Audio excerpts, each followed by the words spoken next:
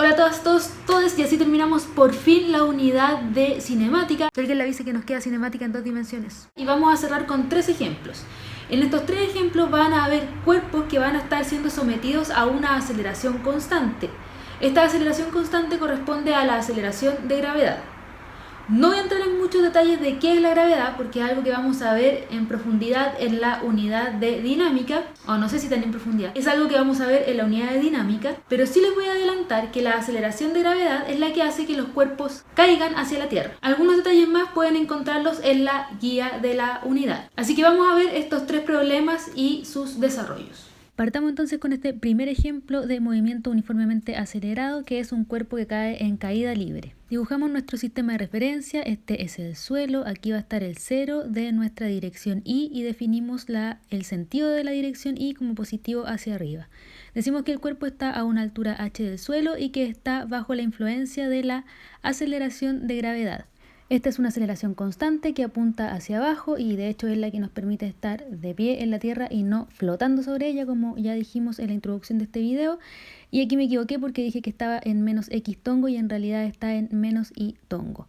La notación que vamos a utilizar va a ser menos módulo de g en y tongo y vamos a explicar bien el origen de la gravedad en la unidad de dinámica. 2 preguntas que nos podemos hacer son: ¿cuándo va a tocar este cuerpo el suelo? ¿Cuál va a ser el tiempo final? ¿Y con qué velocidad lo hará? Velocidad que vamos a definir como velocidad final. Vamos a partir buscando el tiempo final. Lo primero que tenemos que hacer cuando nos enfrentamos a este tipo de problemas es preguntarnos cuáles son las condiciones iniciales de nuestro sistema.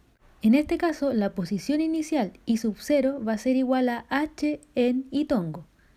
La velocidad inicial corresponde a una velocidad y sub 0 igual 0, o sea, el cuerpo está detenido antes de que comience la caída. No lo estamos lanzando, sino que lo estamos dejando caer. Sabemos además que la aceleración es constante y corresponde a la aceleración de gravedad y por lo tanto lo que tenemos es un movimiento uniformemente acelerado. A partir de esto, planteamos la ecuación de movimiento de este cuerpo, que va a ser igual a la ecuación de movimiento del cuerpo uniformemente acelerado, obviamente. Aquí no estoy reemplazando nada, simplemente estoy escribiendo la ecuación tal y como es. Ahora reemplazamos por estas cosas que sabemos. Sabemos que la posición inicial es h en y tongo, sabemos que la velocidad inicial en el eje y es 0 y además sabemos que la aceleración en y es igual a menos el módulo de g por y tongo. Recordemos que lo escribí mal acá en verde, después lo voy a corregir. Una vez que ya tenemos nuestra ecuación de movimiento escrita con los valores correspondientes a nuestro sistema, podemos plantear una condición que nos permita encontrar lo que estamos buscando. En este caso vamos a plantear la condición de que la posición evaluada en el tiempo t sub f, tiempo final, tiene que ser igual a 0. Es decir, en el tiempo t sub f el cuerpo tiene que estar en el suelo. Vamos a llamar 1 a esta ecuación de movimiento y lo que vamos a decir es que vamos a evaluar la ecuación 1 en t sub f. Es decir, que t deja de ser un tiempo arbitrario y ahora es un tiempo dado que se llama t sub f. Entonces decimos que i de t sub f va a ser igual a la altura en y tongo, voy a sacar el y tongo, lo voy a poner después, menos 1/2 del módulo de g por t sub f al cuadrado y todo esto va a estar en y tongo. Ahora, sabemos que i evaluado en t sub f es igual a 0 porque lo dijimos, es la condición de nuestro problema. Entonces 0 va a ser igual a h menos 1/2 del módulo de g por t sub f, porque estamos evaluando en t sub f al cuadrado. Omití los vectores unitarios a cada lado de la ecuación. Sabemos que la igualdad se mantiene de todas formas. Ahora, despejando t sub f, lo que vamos a obtener es que t sub f es igual a la raíz de 2h partido por el módulo de g. ¿Por qué decimos que conocemos ahora t sub f? Porque h es un valor conocido, sabemos dónde estaba el cuerpo cuando inició el problema y sabemos que el módulo de g es un valor también conocido, en este caso es aproximadamente 9.8 metros partido por segundo al cuadrado. Y esto lo vamos a ver también más adelante. En la guía también aparece este valor mencionado. Vamos ahora con la búsqueda de la velocidad final del cuerpo. Si hablamos de la velocidad final, estamos hablando de la velocidad evaluada en un tiempo dado y esto corresponde a una velocidad instantánea. Si recordamos la definición de la velocidad instantánea, esta corresponde a la derivada de la posición del cuerpo con respecto al tiempo. Por lo tanto, lo que tenemos que hacer es derivar nuestra ecuación de posición con respecto al tiempo. Entonces escribimos v sub i de t, esta velocidad instantánea, va a ser igual a la derivada de la ecuación 1, o sea, de h menos 1/2 del módulo de t, de g, perdón, por t al cuadrado. Y todo esto va a estar también en la dirección y tongo. Derivando, lo que obtenemos es que la derivada de h es 0 y la derivada de menos 1/2 de módulo de g por t al cuadrado es menos g por t. Y esto está en i tongo. Entonces, por lo tanto, v sub i evaluado en t sub f, esto quiere decir que t vamos a reemplazarlo por t sub f, el valor que encontramos en la ecuación 2 va a corresponder a menos el módulo de g por la raíz de 2h dividido por el módulo de g. Esto también en i tongo. Si reordenamos todo esto, ¿ya? Y esto lo pueden probar en sus casas, esto va a ser igual a menos raíz de 2 por el módulo de g por h en i tongo. Y aquí algo súper importante. Este menos corresponde al sentido de la velocidad, lo que tiene absoluta coherencia con lo que está pasando, ya que el cuerpo está cayendo. Así que la velocidad debe apuntar hacia menos i. La raíz de 2gh es el módulo, sabemos que esto es mayor que 0, y i tongo va a ser la dirección. Y voy a hacer dos correcciones que estaban pendientes. Este x tongo en realidad no es x tongo, sino que es y tongo. Esta aceleración apunta en el eje y, así resolvimos todo el problema tomando en cuenta que esto apuntaba en el eje y. Sentido negativo, y por último aquí me sobró este cuadrado, era simplemente t sub f. Acabamos de ver el caso en que un cuerpo cae, en caída libre. Ahora lo que vamos a ver es qué es lo que pasa cuando nosotros lanzamos un cuerpo para que llegue a una altura determinada. En el primer caso lo que teníamos era la caída libre de un cuerpo, es decir, un cuerpo partía con velocidad 0. Y en este caso lo que vamos a estudiar va a ser el lanzamiento vertical de un cuerpo, es decir, el cuerpo va a tener una velocidad inicial distinta a 0. Dibujamos nuevamente nuestro sistema de referencia, y es positivo hacia arriba, y dibujamos aquí el cuerpo que tiene una velocidad inicial v sub i sub 0 mayor que 0. Lo que nosotros queremos es hacer que este cuerpo, al lanzarlo hacia arriba, alcance una altura máxima h en un tiempo final t sub f, donde la condición será que la velocidad en t sub f va a ser igual a 0. O sea, ahí es cuando el cuerpo se detiene y comienza su caída libre. Pero nosotros estamos estudiando lo que pasa antes de la caída libre, desde cuando el cuerpo va del suelo hasta el cielo en una altura h. Nuevamente este cuerpo va a estar bajo la influencia de la aceleración constante de la gravedad, que la vamos a escribir ahora al tiro bien como menos módulo de g en i tongo. Y lo que nos vamos a preguntar va a ser ¿cuál es la velocidad inicial necesaria para que el cuerpo llegue hasta una altura h en un tiempo t sub f? Al igual que en el ejemplo número 1, vamos a partir por buscar cuál es el tiempo final. Nosotros ya podemos más o menos imaginar que tiempo y velocidad son dos cosas que tienen que estar unidas. Si yo quiero mandar el cuerpo a cierta altura y que se demore poquito, tengo que mandarlo a una velocidad grande, y si quiero que se demore mucho, tengo que mandarlo a una velocidad pequeña. Por lo tanto, estas dos cantidades deben estar relacionadas, y de hecho podríamos partir buscando cualquiera de las dos. Podríamos partir buscando la velocidad, pero la estrategia más rápida es buscar el tiempo. Si quieren, ustedes pueden hacer esta prueba en sus casas y partir por la búsqueda de la velocidad, y también eso va a estar correcto. En cualquiera de los dos casos, lo primero que tenemos que hacer es indicar cuáles son las condiciones iniciales del problema. En este caso, la posición inicial del cuerpo i sub 0 va a ser igual a 0, y sabemos que la velocidad inicial del cuerpo v sub i sub 0 va a ser mayor que 0. Si eso no se cumple, el cuerpo no se eleva. Entonces planteamos ahora las ecuaciones de movimiento. Voy a partir con la ecuación de posición del cuerpo en i, así tal y como es, sin reemplazar nada, y va a ser igual a i de t igual a i sub 0 más la velocidad inicial en 0, la velocidad inicial en i, por t, más 1/2 de la aceleración en i por t al cuadrado, donde sabemos que la aceleración es constante, y eso es lo que nos permite plantear esta ecuación de movimiento del movimiento uniformemente acelerado. Ahora vamos a reemplazar lo que sabemos de este sistema. Sabemos que i sub 0 es igual a 0, sabemos que v sub i sub 0 es mayor que 0, no sabemos nada más que eso, y sabemos que la aceleración en i va a ser igual a menos el módulo de g. Todo esto está en i tongo, así que vamos a omitir el vector unitario y lo vamos a escribir simplemente de esta forma. al igual que cuando estudiamos el ejemplo anterior. Ahora quiero explicitar algo que utilicé en el ejemplo anterior, pero que no nombré directamente.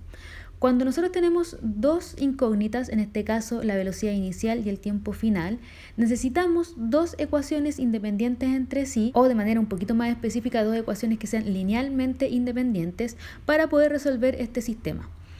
Entonces acá nos está faltando una ecuación. ¿Y de dónde la vamos a sacar? La vamos a sacar de la ecuación de velocidad del cuerpo que, si recordamos, corresponde a la derivada de la ecuación de posición con respecto al tiempo. Entonces vamos a escribir la velocidad instantánea en el tiempo va a ser igual a la derivada de la posición, es decir, v sub i sub 0 menos g por t, menos el módulo de g por t. Recordemos aquí lo que hicimos en el ejemplo anterior para quienes no recuerden cómo hicimos esta derivada. ¿Ya? Y esto lo vamos a llamar ecuación 2 y aquí voy a escribir que esto es la derivada de la posición con respecto al tiempo. Teniendo estas dos ecuaciones ya podemos resolver nuestro sistema y ya podemos obtener nuestras dos incógnitas. Entonces, veamos esta condición que nos dice que en el tiempo final la velocidad en i, la velocidad instantánea en i, medida en el tiempo final, va a ser igual a 0 y que la altura en el tiempo final va a ser igual a h. Estas son dos cosas que sabemos porque así planteamos nuestro problema. Y como sabemos lo que pasa en i y en v sub i en el tiempo t sub f, tomemos las ecuaciones de posición y de velocidad y evaluémoslas en t sub f. Entonces vamos a tener que la posición evaluada en t sub f va a ser igual a h y esto va a ser igual a v sub i sub 0 por t sub f menos un medio del módulo de g por t sub f al cuadrado. Vamos a llamar a esto la ecuación 3. Y por otro lado, de la ecuación 2, sabemos que v sub i evaluada en t sub f va a ser igual a 0 y esto va a ser igual a v sub i menos el módulo de g por t sub f. Y a esto la vamos a llamar ecuación 4. Miremos bien estas dos ecuaciones, ecuación 3 y 4. En ambas, las únicas dos incógnitas que existen son v sub i sub 0 y t sub f. Es decir, tenemos dos ecuaciones que son linealmente independientes y que ustedes pueden revisar ahí lo que significa que dos ecuaciones sean linealmente independientes si no lo tienen tan claro, y que ambas ecuaciones están compuestas por dos incógnitas. Por lo tanto, tenemos dos ecuaciones, dos incógnitas y podemos resolver el problema. De la ecuación 4 podemos obtener el tiempo que, como ya habíamos dicho anteriormente, va a estar relacionado con la velocidad. Tenemos que t sub f va a ser igual a la velocidad inicial dividido por el módulo de g. Y vamos a llamar esto ecuación 5. Y reemplazando la ecuación 5 en la ecuación 3, o sea, reemplazando t sub f en esta ecuación 3, lo que vamos a obtener es que h va a ser igual a la velocidad inicial por t sub f, que es velocidad inicial partido por el módulo de g, menos un medio del módulo de g por t sub f al cuadrado, que va a ser v sub i sub 0 partido por el módulo de g al cuadrado. Podemos observar que esto nos va a dar h igual a un medio del módulo de g por v sub i sub 0 al cuadrado. Y de aquí vamos a poder despejar la velocidad inicial, que nos va a dar igual a raíz de 2 veces la altura máxima, 2 veces h, dividido el módulo de la gravedad. Notamos que v sub i sub 0 en este caso es positivo, es mayor que 0, y esto nos indica que el sentido de la velocidad inicial es positivo, es decir, es hacia arriba, lo que tiene total congruencia con lo que realmente pasa, que es que nosotros estamos lanzando hacia arriba el cuerpo. Y ahora, para encontrar el tiempo t sub f, nos basta con tomar esta ecuación 5 y reemplazar ahí la velocidad v sub i sub 0 que acabamos de encontrar. Lo que obtenemos es que el tiempo final es igual a la raíz de 2 veces el módulo de la gravedad por la altura. Entonces ahora vamos a escribir bien la velocidad inicial, porque lo que teníamos hasta ahora era la dirección, era el sentido y el módulo de la velocidad, eso era raíz de 2h sobre g, y nos falta darle el carácter de la dirección, el carácter vectorial, dado por el vector unitario, así que la velocidad v sub i sub 0 va a ser igual a la raíz de 2h sobre el módulo de g por el vector unitario y tongo. Observamos que esto es positivo, es decir, apunta hacia arriba. Los sonidos de fondo que estamos escuchando es mi gato jugando con una almendra.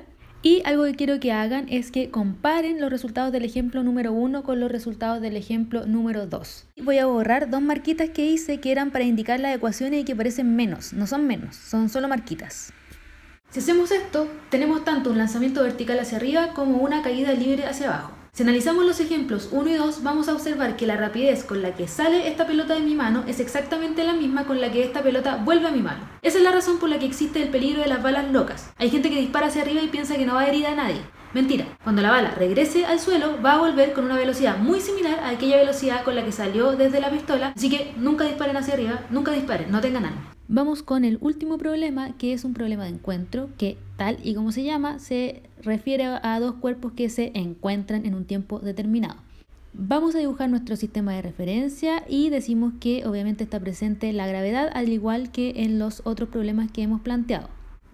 Tenemos dos cuerpos, un cuerpo A que está a una altura h del suelo y un cuerpo B que está a una altura inicial 0, es decir, que está en el suelo.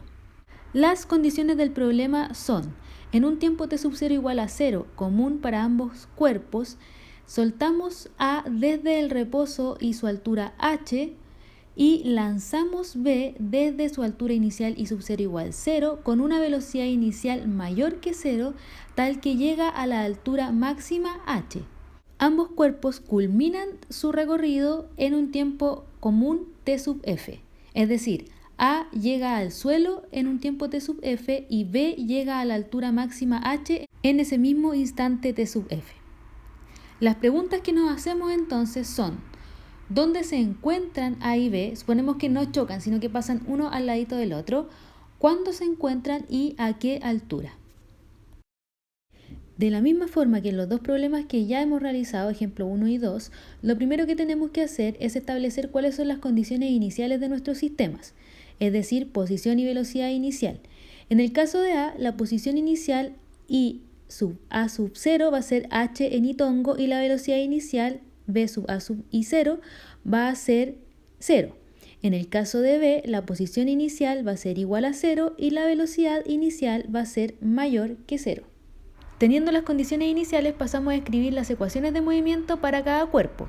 Es decir, que vamos a escribir tanto la ecuación de posición como la ecuación de velocidad, que es la derivada con respecto al tiempo de la ecuación de posición para cada cuerpo.